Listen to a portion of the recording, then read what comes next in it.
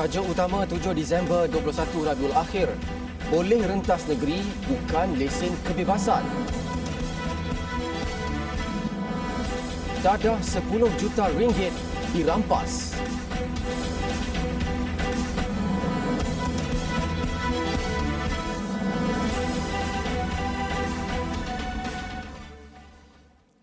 Bismillahirrahmanirrahim. Assalamualaikum warahmatullahi wabarakatuh. Berita Al-Hijrah malam ini bersama saya, Al-Muhsin Muhammad Noor. Kebenaran merentas negeri yang bermula hari ini bukan lesen kebebasan, sebaliknya perlu digunakan dengan penuh tanggungjawab. Pakar geostrategis Azmi Hassan berkata, semua pihak perlu mengambil iktibar daripada pengalaman terdahulu dengan mematuhi langkah pencegahan setiap masa. Bagi saya, kerajaan dah bersedia. Cuma yang menjadi merisaukan adalah rakyat. Adakah mereka bersedia? Bila kerajaan mengumumkan vaksin Pfizer akan dibekalkan kepada Malaysia, kita merasa agak gembira. Tapi dengan ada ataupun tak adanya vaksin, tahun depan, 2-3 tahun lagi, SOP KKM itu, terutama sekali pemakaian pelitup muka, penjarakan fizikal, perlu diteruskan. Tambahnya, kejayaan sesebuah negara membasmi wabak berkenaan secara total bergantung kepada pematuhan SOP oleh masyarakat. Ketika ini, banyak negara terutama di Amerika Syarikat dan Eropah mengalami penularan COVID-19 secara mendadak disebabkan kealpaan rakyatnya sendiri. Ia berbeza dengan kejayaan sebahagian negara jiran di Asia Tenggara yang berjaya mengekang kes COVID-19 dengan berkesan. Kita ambil negara jiran kita lah, Thailand dan juga Vietnam. Negara itu dikatakan jumlah kematian, jumlah jangkitannya adalah begitu minimum. Sampai sekarang cuma 1 angka, 2 angka saja. Kenapa itu berlaku adalah pematuhan SOP. Rakyat mereka disiplin. Bila kerajaan mereka mengeluarkan arahan supaya memakai pelitup muka, melakukan penjarakan fizikal, mereka lakukan dengan dikatakan dengan betul sekali, akur 100%. Menurutnya lagi, kerajaan sudah bersedia membuka semula aktiviti ekonomi secara berperingkat setelah hampir 9 bulan berdepan wabak berkenaan. Ia langkah yang perlu untuk memulihkan semula ekonomi negara yang terjejas teruk sejak wabak tersebut melanda pada Mac lalu. Dalam pada itu, tinjauan kru berita Al-Hijrah di sekitar ibu negara mendapati rata-rata orang ramai menyambut baik kebenaran rentas negeri dan daerah yang bermula hari ini. Rata-rata mereka mengungkapkan keterujaan untuk pulang ke kampung kerana sudah lama tidak menziarah keluarga akibat larangan rentas negeri. Ia sedikit sebanyak memberikan kegembiraan mereka yang sebelum ini tidak dapat berhubung secara bersemuka dengan anak-anak atau keluarga. Saya amat setuju dan amat menyokong rentas negeri tidak perlu mendapatkan kebenaran daripada bala polis. Kerana saya tak lama lagi ni nak pergi ke Terengganu ni. Jadi saya sangat gembira lah apabila pertuaran ini diadakan. Ini bagus, dah lama masyarakat menunggu untuk berziarah. Ada yang isteri nak jumpa suami dan sebaliknya, ada yang nak jumpa keluarga dan sebagainya. Kita ramai orang yang kerja di luar daerah. Rumah di KL, kerja di utara, ada yang kerja di selatan, ada yang kerja di Sabah Sarawak. Jadi bila boleh rentas daerah ni, sebab sedikit ia membantu masyarakat boleh berhubung. Dalam pada itu, ada juga yang mengungkapkan keinginan mereka untuk membawa keluarga melancong dalam negara dan secara tidak langsung boleh merancakkan kembali ekonomi negara. Memang betul, bagi memudahkan untuk orang pergi melancong ke, untuk membawa anak-anak, isteri pergi jalan-jalan shopping. Kita boleh pergi melancong lebih jauh lagi dalam negara kita ni. Dalam pada itu, aliran trafik dijangka meningkat susulan kebenaran rentas negeri yang bermula pada hari ini. Jadi untuk mengetahui keadaan terkini aliran trafik di ibu negara menuju Pantai Timur, kita berlintas langsung bersama wartawan Khadizah Faisal yang telah berada di Tol Gombak sejak petang tadi. Silakan. Assalamualaikum Muhsin dan juga penonton setia berita Al-Hijrah. Apa yang boleh saya kongsikan di Plaza Tol Gombak sekarang ini adalah keadaan trafik begitu terkawal dan juga sama sekali tidak sesak ya. Walaupun sedangkan pihak syarikat Aneh sendiri ada memberi sedikit info kepada Berita Al-Hijrah mengatakan bahawa hanya sebanyak 42,288 kenderaan sahaja yang menggunakan lebuh raya KL Kara dan manakala 19,809 buah kenderaan sahaja yang menggunakan lebuh raya Pantai Timur Fasa 1 LPT1 dan itu adalah daripada pukul 6 pagi sehingga 6 petang tadi pada hari ini dan tidak ada banyak perbezaan di mana keadaan masih terkawal dan juga tidak sesak sama sekali meskipun orang ramai telah diberikan kebenaran untuk merentas negeri di seluruh negara untuk bercuti maupun pulang ke kampung masing-masing. Namun pihak syarikat Aneh ada memaklumkan, menganggarkan mungkin pertambahan kenderaan akan berlaku pada hari Khamis hingga hujung minggu ini pada hari Ahad untuk pulang ke kampung ataupun bercuti. Dan untuk pengetahuan anda, perhentian RNR berkemungkinan akan ditutup sekiranya berlaku kesesakan ataupun kepadatan pengunjung. Dan ini adalah untuk memastikan segala SOP dapat dilaksanakan dengan sebaiknya dan dapat memutuskan ataupun mengelakkan penularan COVID-19 daripada berlaku. Dan pihak Aneh sendiri ada memberi pesan kepada anda semua untuk pastikan e-wallet dan juga touch and go anda sentiasa berada dalam nilai yang mencukupi sebelum memulakan perjalanan dan juga pastikan anda mengikuti segala SOP norma baharu sepanjang perjalanan dalam usaha membendung penularan COVID-19. Dan juga jika terdapat kecemasan, pihak Aneh ada memberi pesan untuk menghubungi LPT Line di talian 09547 9111 atau di talian 1700 818 700 yang mana beroperasi sepanjang 24 jam. Dan alhamdulillah sekali lagi ingin saya maklumkan kepada anda keadaan di sini seperti mana yang dapat anda lihat, tidak sesak sama sekali dan dalam keadaan terkawal. Cuaca juga agak baik meskipun saya tiba di sini setakat pukul 6. Memang keadaan masih dalam keadaan terkawal. Dan juga kami daripada Bilik Berita Al-Hijrah ingin menasihati anda untuk rancang perjalanan anda sebelum memulakan perjalanan bagi mengelak kesesakan lalu lintas dan periksa kenderaan anda bagi mengelakkan kemalangan dan juga insiden yang tidak diingini berlaku dan pastikan anda tidak menggunakan lorong kecemasan. Dan saya kira sampai di sini sahaja perkongsian saya dari Plaza Tol Gombak kepada anda semua. Jaga diri, jaga SOP dan jaga kesihatan masing-masing. Saya kira sampai di sini saja. Assalamualaikum warahmatullahi wabarakatuh. Waalaikumsalam warahmatullahi. Baik, terima kasih Izzah atas laporan tadi. Kita ke berita seterusnya. Bagi golongan peniaga, kebenaran merentas daerah dan negeri ibarat talian hayat kepada perniagaan mereka yang mengalami penurunan ketara pelanggan sejak larangan itu dikuatkuasakan. Kemungkinan berniaga itu boleh meningkat lagi lah sebab orang dah boleh keluar, dah boleh merentas badan kan. Jadi itu yang terbaik lah. Kalau dibuat ni tak boleh tu ekonomi kita pun jatuh. Harap begitulah, kalau boleh akan meningkat lagi lah. Meningkat lagi sebab apa? Kalau merentas lagi orang takkan keluar lah mana-mana kan. Sekarang masa PKP pun dia duduk rumah je kecuali yang ada urusan macam tu lah. PKP sekarang ni saya rasa okey sikit daripada PKP dulu lah.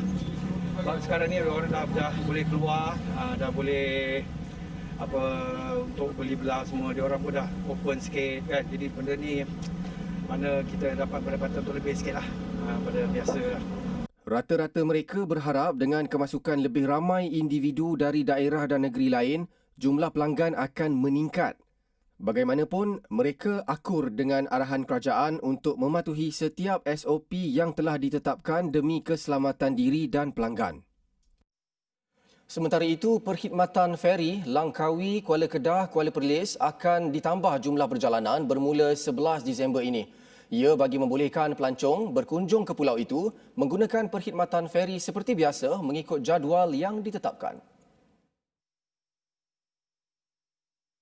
Bermula 11 Disember ini, perjalanan dari Langkawi ke Kuala Kedah akan ditambah menjadi 4 perjalanan. Sementara Langkawi ke Kuala Perlis kepada 5 perjalanan berbanding 2 perjalanan ketika ini.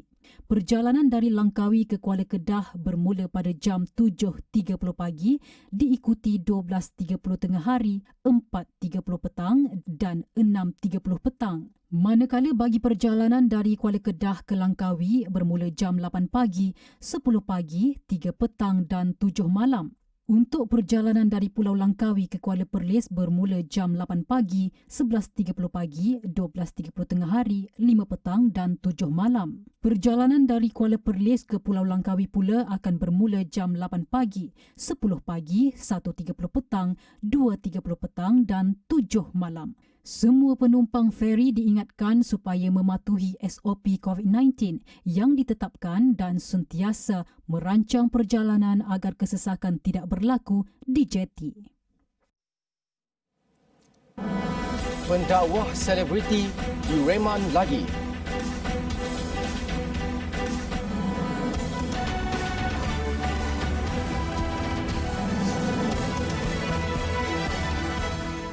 Alhamdulillah bertemu lagi. Agensi Penguatkuasaan Maritim Malaysia APMM Pulau Pinang merampas 240 kg dadah jenis methamphetamine dan 9.3 kg ekstasi bernilai 10.53 juta ringgit. Dadah yang disembunyikan di dalam 9 beg warna hitam itu ditemui terapung di perairan pada kedudukan 3.0 Batu Nautika, Barat Daya Pulau Betong, Khamis lepas. Pengarah Maritim Pulau Pinang, Kapten Maritim Abdul Razak Muhammad berkata, bungkusan dadah yang cuba diseludup masuk dari Indonesia itu dibuang ke dalam laut, manakala individu yang berada di dalam bot rekreasi dipercayai terjun sebagai helah daripada ditangkap. Bot berkenaan ditinggalkan tanpa pemandu, namun pihak berkuasa percaya terdapat 2 suspek dalam bot berkenaan. Sepasukan anggota Penguatkuasa Maritim Negeri Pulau Pinang sedang melakukan rondaan operativi menggunakan sebuah bot pemintas laju 1050 kuasa kuda di sekitar perairan Pulau Betong. Telah mengesan pergerakan sebuah bot rekreasi berwarna putih yang dalam keadaan mencurigakan. Bot rekreasi tersebut diminta untuk berhenti bagi diperiksa, namun terus dipecut laju dalam keadaan tergesa-gesa untuk meluluskan diri. Selain dadah, turut dirampas bot dengan 2 enjin sangkut bernilai RM150,000, menjadikan nilai keseluruhan rampasan 10.68 juta ringgit. 2 suspek warga negara Indonesia berusia antara 30 hingga 40-an berjaya ditahan sebelum mereka diserah kepada polis bagi tindakan lanjut. Seorang daripadanya dibawa ke Hospital Pulau Pinang HPP untuk rawatan. Pihak berkuasa masih menjalankan siasatan sama ada bot rekreasi itu dibawa terus dari negara jiran atau sindiket itu membuat pemindahan di perairan antarabangsa kerana tiada sebarang nombor pendaftaran di bot tersebut. Siasatan lanjut masih dijalankan termasuk mengesan rangkaian sindiket pengedaran dadah itu. 2 lelaki tersebut kini direman selama 12 hari bagi membantu siasatan di bawah Seksyen 39B Akta Dadah Berbahaya. Pendakwah selebriti yang sebelum ini ditahan atas dakwaan merogol di Shah Alam dihadapkan pula ke Mahkamah Magistrate Petaling Jaya hari ini. Ia berhubung 2 laporan polis dibuat terhadapnya di daerah ini iaitu dakwaan merogol, mencabul dan melakukan seks luar tabi'i. Tertuduh usia 26 tahun direman 5 hari sehingga Jumaat ini. Suspek yang memakai baju lokap berwarna ungu dan berseluar jingga tiba di hadapan pintu masuk mahkamah pada jam 10.30 pagi dengan diiringi anggota polis. Pendakwah itu kemudian dibawa ke bilik reman di tingkat 1 Kompleks Bangunan Mahkamah. Suspek direman bagi membolehkan pihak polis menjalankan siasatan berhubung laporan polis yang diterima berkaitan kes rogol terhadapnya yang berlaku di daerah Petaling Jaya.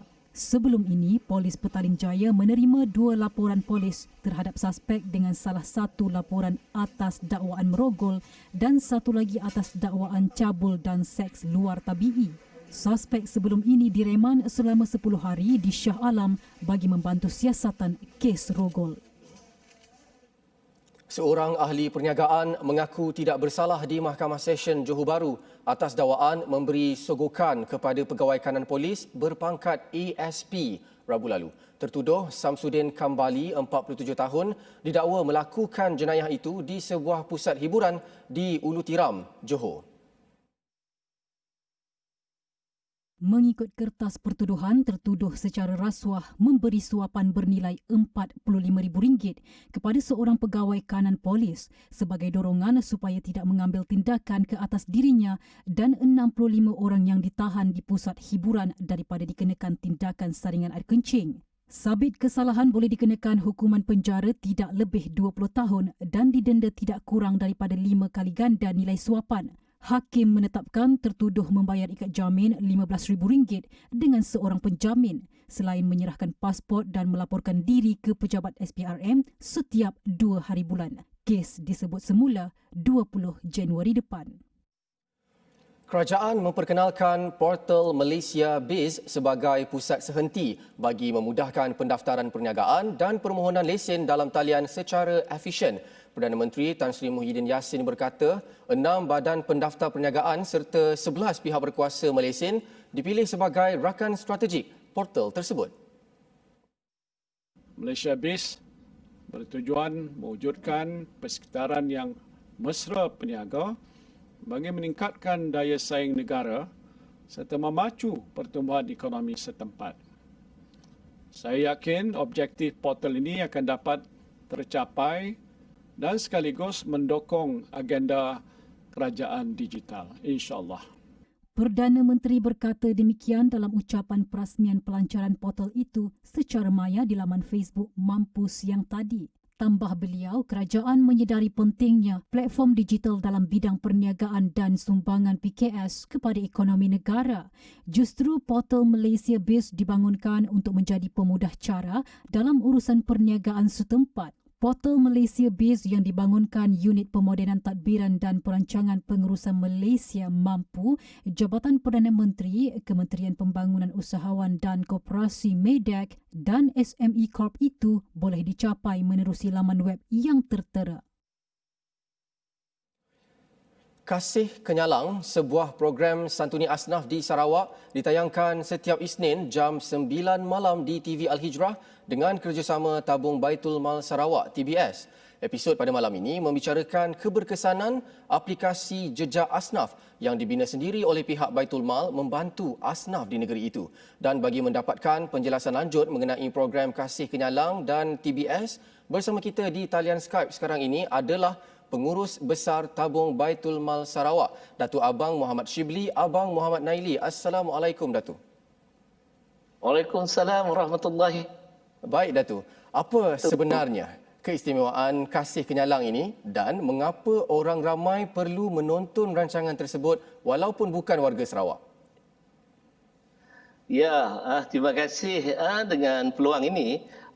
Ingin saya nak nyatakan keistimewaannya adalah kita cuba nak menerangkan secara realiti apakah peranan, apakah fungsi kita dalam menangani keperluan masyarakat, khususnya masyarakat Islam yang berhak untuk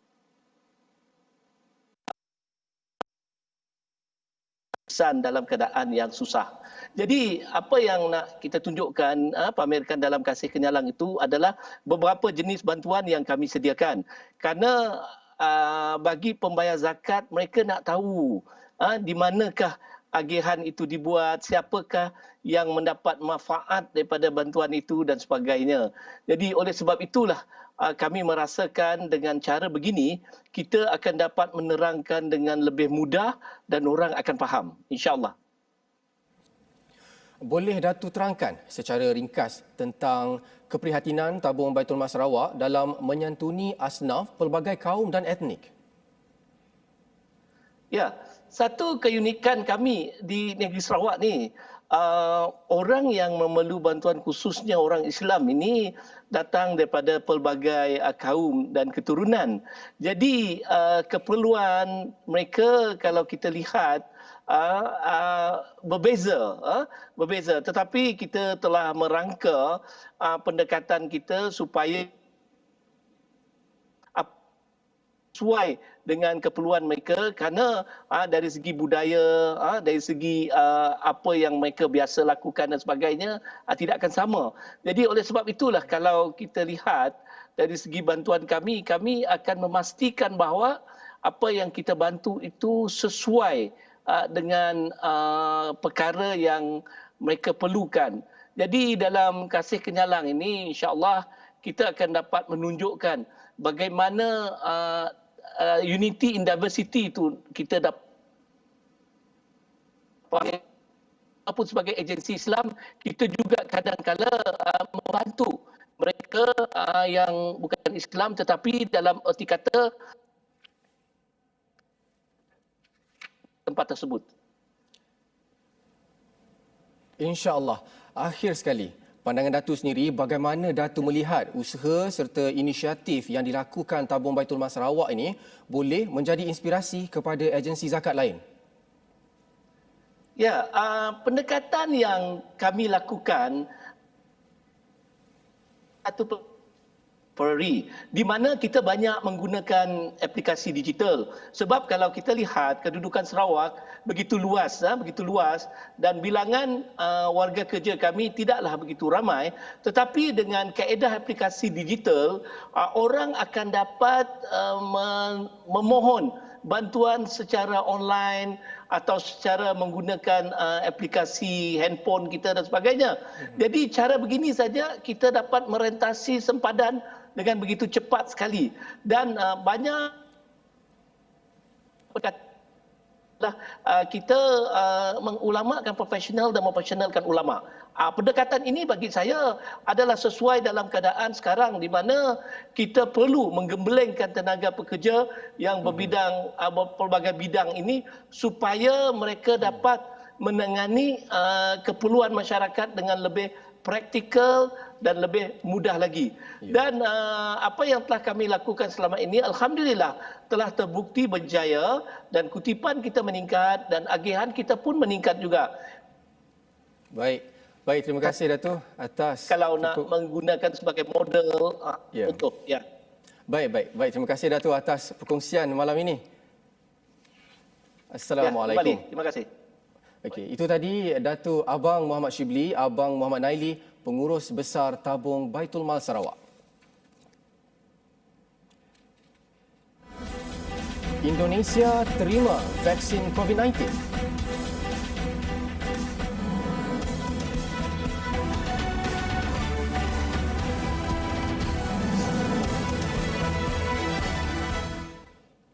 Alhamdulillah bertemu lagi. Indonesia menerima 1.2 juta dos vaksin COVID-19 dari China. Biro Pers, Media dan Informasi Sekretariat Presiden dalam satu kenyataan berkata, vaksin yang diuji sepenuhnya untuk digunakan itu tiba di Jakarta pada 9.25 malam Ahad. Saya ingin menyampaikan satu kabar baik bahwa hari ini pemerintah sudah menerima 1,2 juta dosis vaksin COVID-19. Vaksin ini buatan Sinovac yang kita uji secara klinis di Bandung sejak Agustus 2020 yang lalu. Joko Widodo dalam pada itu berkata, Indonesia akan menerima tambahan sebanyak 1.8 juta dos lagi vaksin COVID-19 pada awal Januari 2021. Media tempatan sebelum ini melaporkan Indonesia menerusi Lembaga Biologi Molekular Aikman, badan di bawah Kementerian Riset dan Teknologi Indonesia, bekerjasama dengan syarikat biopharmaceutical dari China iaitu Sinovac Biotech bagi melakukan penyelidikan vaksin COVID-19. Mengikut data yang disiarkan laman Twitter rasmi Badan Nasional Pengurusan Bencana Indonesia, setakat semalam, Republik itu mencatatkan sebanyak 575,796 kes positif COVID-19 dengan jumlah kematian akibat virus itu kini 17,740 orang. Dan berikut rangkuman berita antarabangsa yang lain. Rangka harimau purba spesies jarang dijumpai dijual pada harga RM270,965 hingga RM361,301.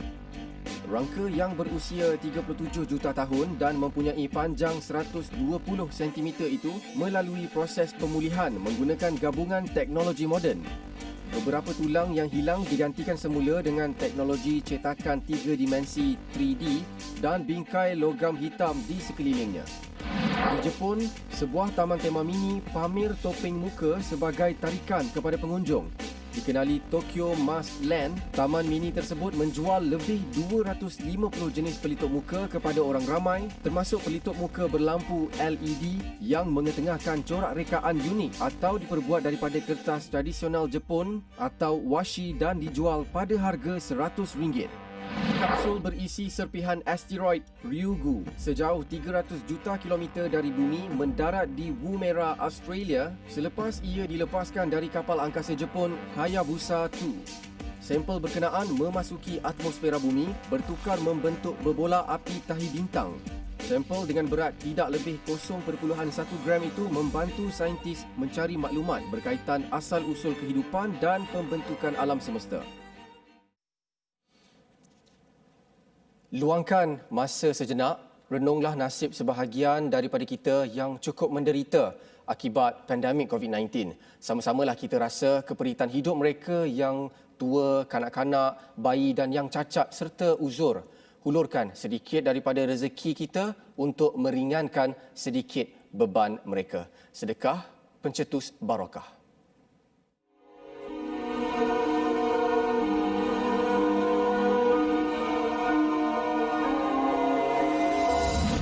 Malaysian Relief Agency MRA.